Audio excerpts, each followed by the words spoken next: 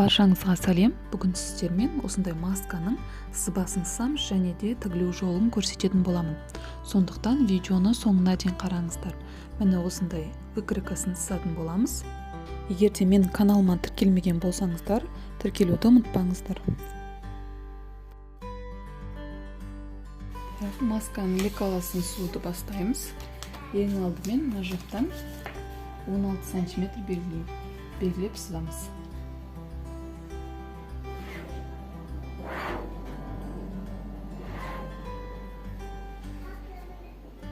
Осыны екіге бөлеміз, ортасын тауып аламыз. 8-ді белгіледім. Енді мына жақтан 12-де 5 см белгілейміз.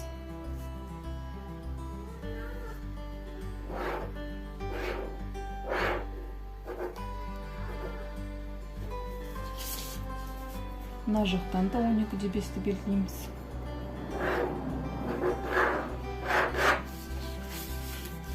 Жоғар жақтан да 12-де 5-ті белгілеп тауып аламыз.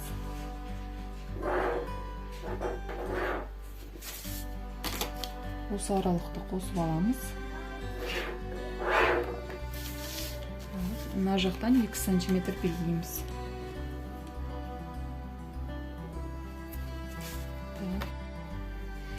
Төмен жақтан 4 см белгілеп, осы жерді осылай белгілеп қоямыз. Енді осы аралықты қосатын боламыз.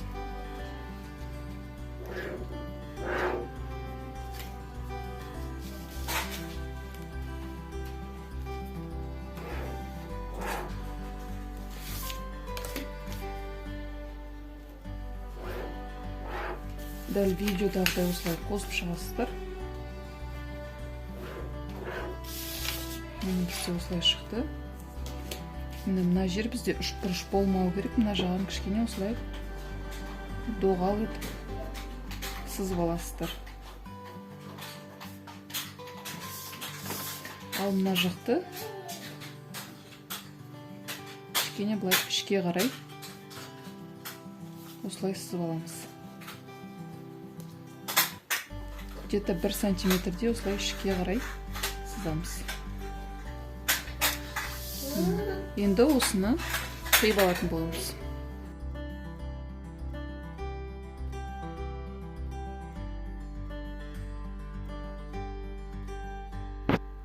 Ең алдымен матамды екі бүктеп алдым. Міне лекаламды осылай қойдым. Булавкамен түйреп алдым да жан жағынан 1 см тігіске бердім. Маған кішкене үлкендеу маска керек болғандықтан, мен ер адамға тігіп жатқандықтан жан жағына 1 см бердім.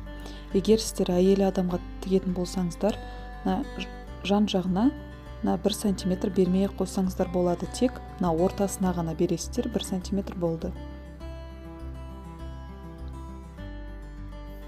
Бізге осындай 2 деталь қажет болады. Міне қазір осыны қиып алатын боламыз.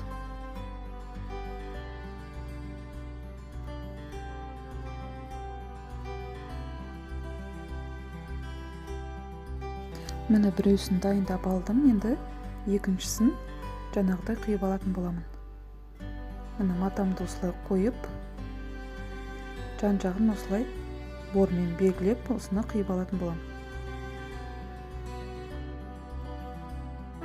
Міне мына жақтан 2 см қосамыз.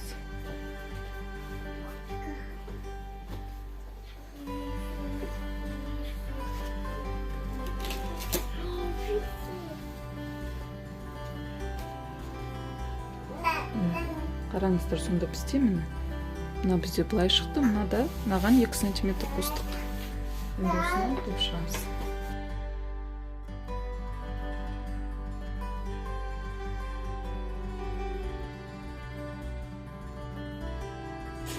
Міне бізде осында 2 деталь шықты.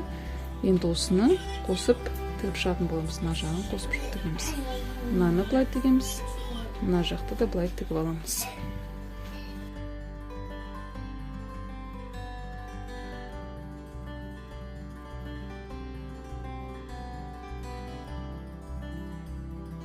Енді масканың ортасынан осылай 1-2 мм осылай тігіп шығатын боламыз. Екеуінде осылай тігіп аламыз.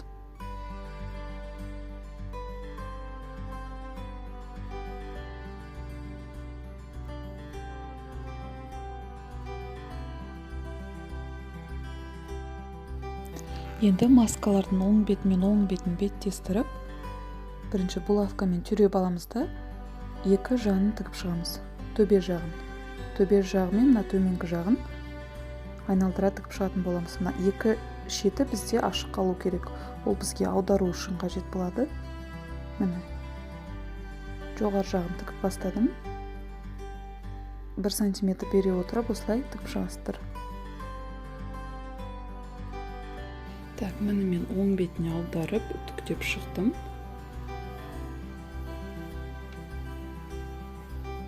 Менде осылай шықты. Енді мына шетінен 1-2 миллиметрді тігіп шығатын боламыз.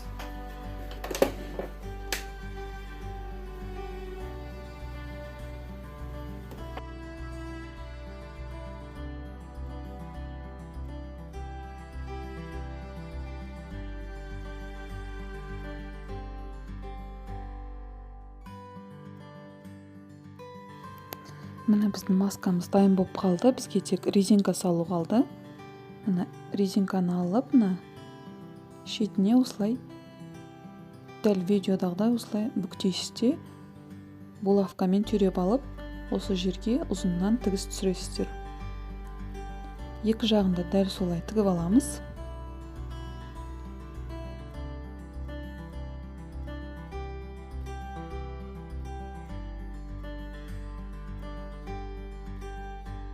Резинканың бір жағын тігіп қойдым. Міне енді екінші жағын тігейін жатырмын. Қараңыздар, мына біз масканың мына шетінен 2 сантиметр қалдырдық қой. Мына резинканы сол жаққа қарай міне ораймыз, осылай бүктейміз де булавкамен түйреп аламыз. Және де тіккен кезде мына резинканы тігіп кетпеуіміз қажет. Бізге тек мына матаны ғана тігуіміз қажет. Резинканы тікпеу керек, сол жағын қарап отырасыздар.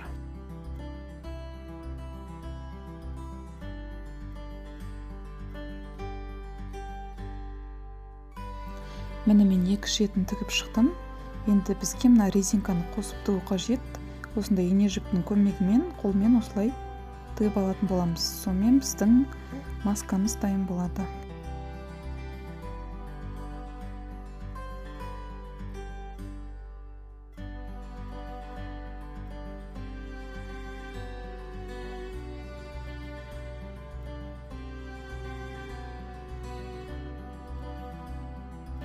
Міне мен резинкасын тігіп алдым. Енді бізге мына тігісіміз көрінбес үшін осылай айналдырып, ішке қарай осылай жасырып қоятын боламыз.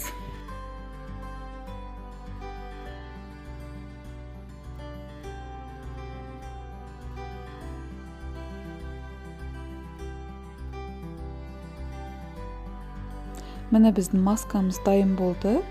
Тез арада осылай тігіп шықтым. Өте ыңғайлы тұрады кигенде. Сіздер де осылай тігіп көрсеңіздер болады. Сызбасы да өте оңай, тез сызылады. Егер де видео ұнаса, лайк басып қолдап отырыңыздар.